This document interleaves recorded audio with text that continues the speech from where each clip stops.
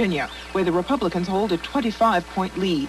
Quayle felt confident enough to describe the role of government without his usual script. The freedom that is based in the people, that then elect their representatives to represent them in a free representative democracy that we have today. Campaign officials are not at all apologetic about Quayle's light schedule. The public, they say, is focusing on the top of the ticket.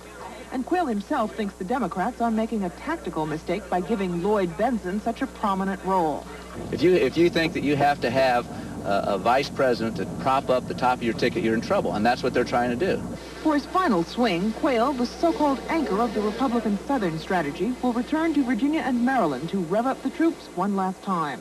Then it's on to Indiana for a quiet evening with his parents. Jacqueline Adams, CBS News, Washington. Campaign trail hard today, the last day before the election. Both George Bush and Michael Dukakis have miles to go before either of them sleeps, hundreds and hundreds of miles. Michael Dukakis has already visited Cleveland and St. Louis today, and he'll wrap things up in San Francisco and Los Angeles tonight. George Bush, meanwhile, was in Michigan and Ohio this morning, and this afternoon he'll be campaigning in St. Louis and in Houston.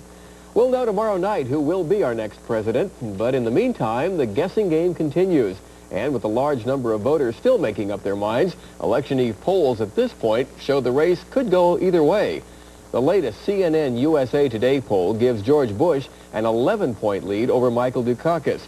But an NBC News Wall Street Journal poll shows Dukakis trailing only by 5 points. On the other hand, an ABC News Washington Post poll shows the vice president leading 33-7 in so-called locked up or leaning states. 11 states are considered toss-ups.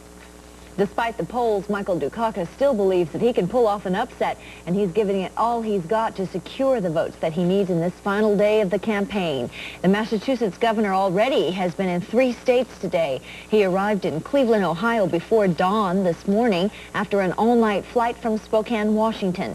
Dukakis told supporters at a suburban Union Hall that he's going to win and out-hustle his GOP rival. From Ohio, it was then on to St. Louis, where Dukakis again expressed optimism.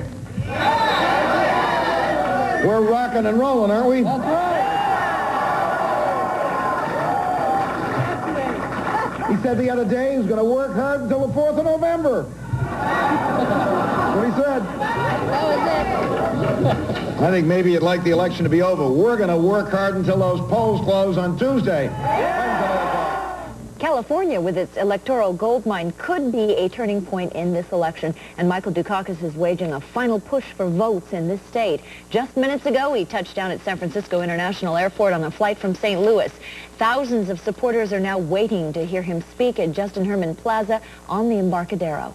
And among the throngs of people in the crowd is Channel 3's John Gibson, and John reports live via satellite now from that rally in San Francisco. Hello, John. Dan, we are at Justin Herman Plaza. As you can see behind me, the area is starting to fill up with some of the thousands who are expected. We don't have an exact number. It's hard to estimate because the crowd is probably gathered up behind us among the hotel and office buildings next to the plaza. Michael Dukakis is due here shortly. We understand that he's across town at the Clift Hotel visiting his wife, who came in last night and was staying there. Dukakis is behind, as some polls indicate, as you heard earlier, and he is dead even in other polls. This rally is going out live on at least one network as a showcase for the Dukakis campaign in the last hours of the campaign. The people who are here today are hoping for a Truman-esque repeat of 1948. People began pouring out of the high-rise office towers before noon. Mixed in with the ardent Dukakis supporters were a few Bush people who were counting on exercising their right of free expression. San Francisco went for Mondale in 88, and in 84 and 88, it's expected to be a Dukakis stronghold. Change. Go again! Michael Dukakis is for the people, not the bureaucrats. Hopefully Dukakis can pull it off, but I guess all we can do is hope at this point. People are realizing that George Bush is just not is what this country needs. I don't think he represents what this country was founded on. I think Mike Dukakis does. Dukakis is expected to be here in about 15 or 20 minutes and start his speech. We will bring you some excerpts of that speech in about a half an hour. Dan? All right, John, thanks very much. So those Democrats today aren't the only ones out in full force. With just hours to go until the polls open, the Republicans were out today, too, pushing for the undecided vote in the Midwest and in this state, California. This morning, Vice President Bush spoke in Ohio, now being called the battleground state in this election. It offers 23 electoral votes. And in a Detroit suburb, Bush urged people to vote and ask themselves if they feel that they're better off now than 8 years ago. Bush, of course, thinks they are. He put aside his daily power walk this morning for something that he feels is much more important.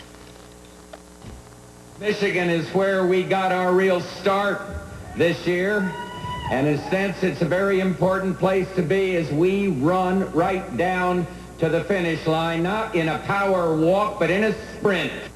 And President Reagan is getting in some last-minute campaigning for his right-hand man. Mr. Reagan will end his Bush campaign in Long Beach Harbor and San Diego, a fitting end, since that's exactly how the president ended his run for re-election 4 years ago. The young woman